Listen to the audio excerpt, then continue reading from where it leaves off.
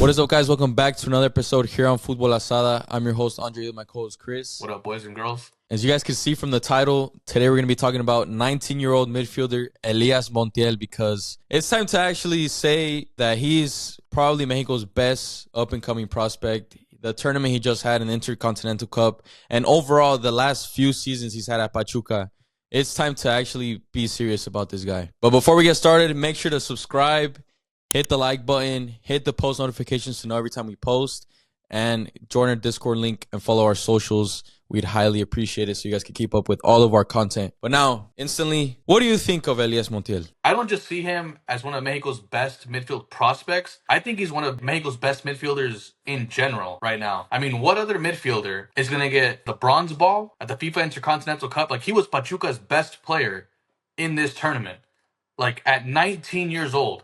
Like, what other midfielder? Like, you're really going to sit there with a straight face and tell me Charlie Rodriguez or Luis Romo, Orbelin Pineda, or Eric Sanchez, we're going to go and get a bronze ball at this Intercontinental Cup against No teams chance. like Botafogo, Al Ahly, Real Madrid? No chance. Like, none of them were going to walk in and do that. I wouldn't even bank on Edson Alvarez doing that. Like, that's a hard thing to do. Getting a bronze ball at this type of tournament, playing with those against those star players, even his own team. Like, here's a lot of ballers on Pachuca, and he was better than all of them. I think this guy 100% deserves a call-up. I mean, and he's in the perfect team as well. Like, Pachuca is the type of team that trusts young players. They develop young players very, very well. And look at the last time they had a midfielder that was kind of his style was Hector Herrera. He reminds me of him. This is like the second coming of Hector Herrera. We know how good Herrera was for the national team for over 10 years, going to Porto and all that. I feel like this guy has the same potential, if not even more, to be honest with you. Like, I think it's time he gets a call up ASAP to the senior team. You already saw with the U20s. Like, this kid was the captain of the U20 team. We won the tournament, CONCACAF qualifiers. We beat the U.S. in the final. He was the captain for that team. I think he's ready to make the jump, especially considering if you look at the senior team, this is our weakest position, like by far.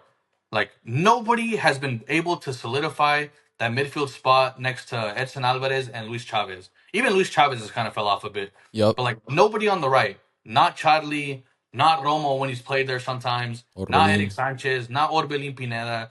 Marcel Ruiz, for whatever reason, doesn't get a chance. Neither does Pilar Ambriz. But nobody has locked down that spot. Ever since prime Hector Herrera, like, kind of retired and went to the MLS, I consider that a retirement move. Ever since that happened, nobody in the last 2 years, 2.5 years, has been able to lock down that spot. So why not give him a chance? Like, he just proved he can do it against this elite competition. You're going to tell me he can't do it in CONCACAF? Like, this guy for sure needs to be on the national team. One thing you forgot to add, I think he was the youngest player in both rosters this final against Real Madrid. I think he was. And like you just said, he was the third best player alongside Vinicius Jr. and Valverde.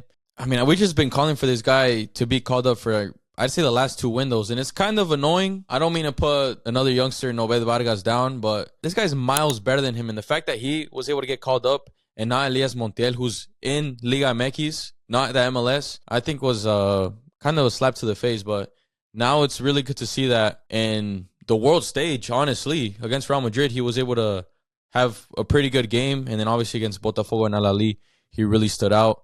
Didn't get subbed out once, and it all goes props to their coach as well, Guillermo Almada, giving the chance to the youth, and Elias Montiel is really thriving off of it. I think as of right now, he could be a starter for Mexico. I don't see why not. Like you just said, there's many other players in the national team over 25 years old that lack consistency, lack locking that position down. Marcel Ruiz, he's good for Toluca, but for some reason doesn't get called up. Kind of sucks, but I think we have potentially a good midfield base with him, Mora, Marcel Ruiz in the near future. Yeah, I mean, I think you also had those stats as well, right? From the C. No, this was from Rising Stars Twitter page. He had posted U18 midfielders, because Montiel was 18 at the time, with the most passes per 90 in the 2023-24 season. And it was number one, Warren Zaire-Emery, one of the biggest midfield prospects in world football right now, French. And Elias Montiel at third for Pachuca, and Kendry Páez was also on this list. He was fifth. And it's just stuff like that where we can't be shy to be talking about it, to be honest. just because he's Mexican doesn't mean he can't be up on that stage with some of these big prospects around the world. And now, fingers crossed, he could get a transfer abroad. I think he has all the capabilities. He's very mature for his age, like we just saw. And yeah, he's a complete midfielder overall. And like how you were just mentioning, those players that you mentioned alongside him, like on that list, they already play for their national teams in harder national teams. Like Warren Zaire-Emery from PSG, I think he was at the Euros with France this Euros. Like, and he starts Champions League games or plays Champions League games for PSG. Like, Gendry Baez started every single game at the Copa America for Ecuador. Starts almost every single game during the qualifiers. And he's younger than Montiel. And Ecuador is a harder team to get into. Like, so how could, like, Montiel not get into Mexico? Like, that's for me, that would be ridiculous. He 100% needs to be in the team. And you were talking about the interest he has from Europe. He 100% needs to take advantage of that. I really hope the Liga MX and Pachuca don't fumble this because he needs to be in Europe. We've already seen so many examples, hundreds of young prospects that end up staying in Liga MX and it just ruins their career. I'll give you an example. Like, look at Fidel Ambris. Fidel Ambris, I thought super highly of him when he was 17. Kind of 18. in the same boat. Literally. Yeah, literally. Like 17, 18, 19, 20. He also won a Conca Champions with Leon. Like, Fidel Ambris, he also won Liga MXs. He was like touted like the next great midfielder. What happens? He has interest from Europe. It gets denied. He now is at Monterrey, and he was benched pretty much the whole Liga for Monterrey. I don't even know. Like, he didn't play in the final. Like, now he went from a Liga MX starter. Now he's on the bench. He has a harder team in Monterrey, but like, still, you're not playing now. That cannot happen. Marcel Ruiz, same thing. Like, Marcel Ruiz, supposedly Toluca has denied transfers of him going to the Ligue 1. Like, I think Toulouse was rumored to get him. Other teams as well. And now he's still at Toluca, still playing well for Toluca, but it's like he can't even get a look in for the national team. I think if Montiel, we're gonna maximize his potential. I heard he had interest from Galatasaray.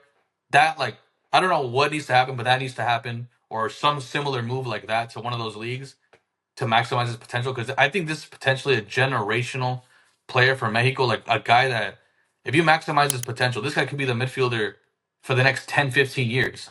Like, you don't have to worry about that position anymore. So, I mean, we cannot fumble this, bro. We can't. Realistically, the World Cup is in less than 2 years. Do you see him in that position for Mexico? Why not? I mean, like I said, like, no one has locked down that spot. For me, that's a free spot that's open. He deserves a chance. And if he can prove himself, even as early as this upcoming Nations League, like in March, like, I would give him a chance. Like, why not? And if he locks it down, I could definitely see him being a starter. It will be a huge injustice if he's not in the next call-up. I would be very upset. We're just digging a big hole for ourselves every single call-up, missing out on these young players that need some reps in the main team.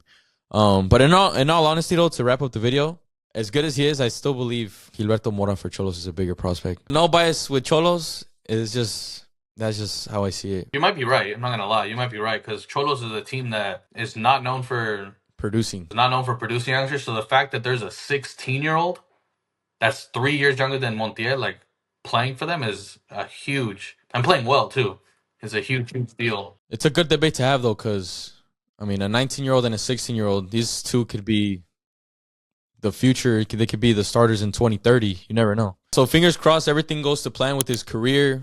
What a tournament he just had. Any last comments about Elias Montiel? No, that's my Christmas wish right there, bro. That this guy gets a fair chance on the national team. I'm fucking tired of seeing Charlie. This is that Charlie moment that we have in every single video that we always mention bagging on him. In the big stages, where is Charlie Rodriguez? Where was Charlie Rodriguez against America? In both legs. Both legs. Exactly. Did he even start? I don't even remember him starting. I don't even think so. And Elias Montiel is having master classes against the Libertadores and champions and Real Madrid and all that. but we're going to keep calling up Charlie? Like, please, bro. That's my Columbus Crew. Columbus Crew, man. He started that game, right?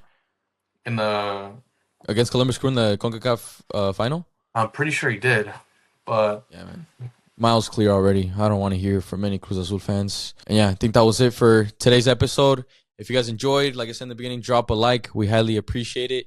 And let us know in the comments what videos you guys want to see, because we got a few, like 2 weeks now that there's no Selección, no Liga MX. So we need your guys' help. We're asking for you guys to help us with some video topics. And who knows, maybe we might shout you guys out if you guys give us a good idea. So We'll catch you guys next time. Or give us some suggestions of people you want us to collab with. Yeah, or that. Creators, certain players, anything. Anything helps. And we'll catch you guys next time.